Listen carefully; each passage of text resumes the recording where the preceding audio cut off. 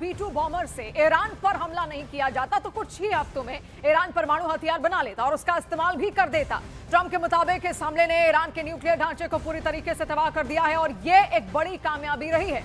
उन्होंने ये भी कहा कि इस कार्रवाई से पश्चिम एशिया, खासकर इजरायल पर जो खतरा है वो टल गया है। तो देखिए, अमेरिकी राष्ट्रपति डोनाल्ड ट्रंप ने दावा यहां किया और कहा कि अगर B-2 बॉम्बर से ईरान पर हमला नहीं किया जाता तो कुछ ही हफ्तों में ईरान परमाणु हथियार बना लेता और उसका इस्तेमाल भी कर देता। ट्रंप के मुताबिक इस हमले ने ईरान के न्यूक्लियर ढांचे को पूरी तरीके से तबाह कर दिया है और ये एक बड़ी कामयाबी ट्रंप खुद के लिए मानते हैं। उन्होंने ये भी कहा कि इस कार्रवाई से पश्चिम एशिया, खासकर इजरायल पर जो खतरा मंडरा रहा था वो टल चुका है।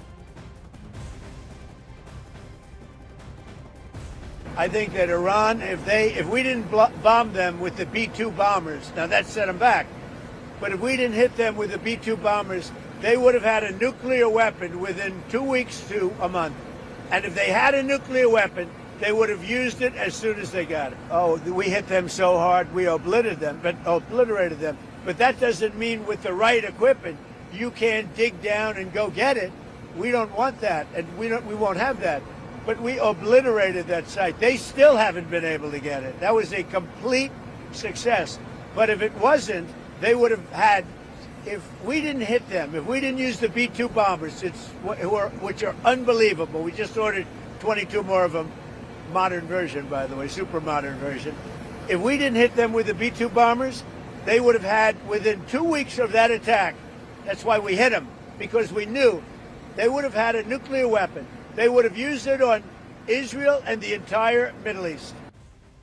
तो ट्रंप का यह दावा है कि हमले करने पड़े और इसी वजह से ईरान रुका और जंग और ज्यादा भीषण हो चुकी है। लेकिन इस बीच ट्रंप के 3 बयान आपको यहां पर दिखाते हैं, जहां पर पहले ट्रंप ने कहा मैं मुस्तफा खामनेई को नेता नहीं मानता। फिर ट्रंप ने एक और बयान यहां पर दिया। देखिए, पहला बयान उनका था मैं मुस्तफा खामनेई को नहीं मानता, ये पहला सवाल उनकी ओर से। और फिर ईरान में कोई बचा नहीं जिससे बात की जाए, ये दूसरा बयान उनका है। तीसरा बयान है 2 दिन से ईरान से अच्छी बातचीत चल रही है। अब सवाल यही है कि जब वो ईरान में किसी ऐसे नेता को जानते ही नहीं जिससे बातचीत हो सके तो फिर वो बात किससे कर रहे हैं? और ऐसा कोई नाम भी उनकी ओर से यहां पर नहीं लिया गया। और खबरें ये भी आ रही हैं कि तुर्की, मिस्र और पाकिस्तान की मदद से इनडायरेक्ट बातचीत यहां पर ट्रंप और ईरान की हो रही है और सीधी कोई बातचीत का जिक्र देखिए खुद ट्रंप की ओर से भी नहीं किया गया। फिर से बयान आप यहां पर देखिए, अलग अलग बयान वक्त वक्त पर ट्रंप देते आए हैं। पहला बयान में मुस्तफा खामनेई को नेता नहीं मानता, जब नेता नहीं मानते तो सीधी बातचीत मुस्तफा खामनेई से तो ट्रंप की हो नहीं सकती। फिर दूसरा बयान, ईरान में कोई नेता बचा ही नहीं जिससे बात की जाए, तो फिर वो बात किससे कर रहे हैं? और आज का जो बयान है, जो कल उन्होंने यहां पर सोमवार को देखे दिया, 2 दिन से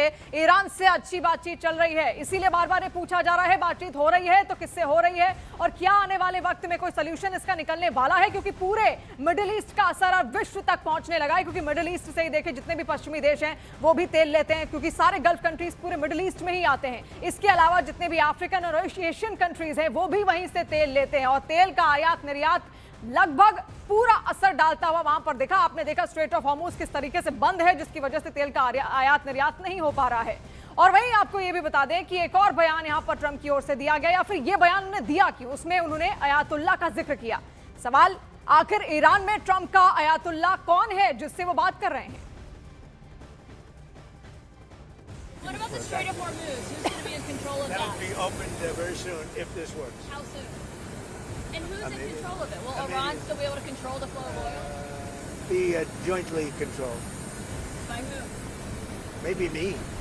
Maybe me. You want the United States to be in Me control and of the Ayatollah, whoever the Ayatollah is, whoever the next Ayatollah. Look, and it'll also be a form of a very serious form of a regime change. Now, in all fairness, everybody's been killed from the regime.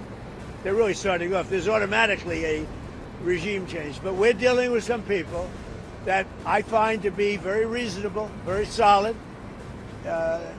The people within know who they are. They're very respected. And maybe one of them will be exactly what we're looking for. Look at Venezuela, how well that's working out. We are doing so well in Venezuela with oil and with the relationship between the president-elect and us. And maybe we find somebody like that in Iran.